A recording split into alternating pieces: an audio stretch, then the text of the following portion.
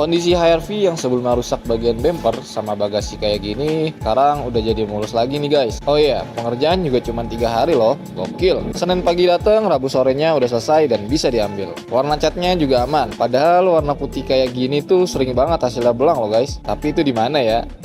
Settingan juga pas banget, nggak ada yang longgar, semuanya rapet. Honda HR-V aja udah, mobil kamu kapan nih? Yuk yang mau tanya-tanya dulu juga boleh kok lewat DM IG kita.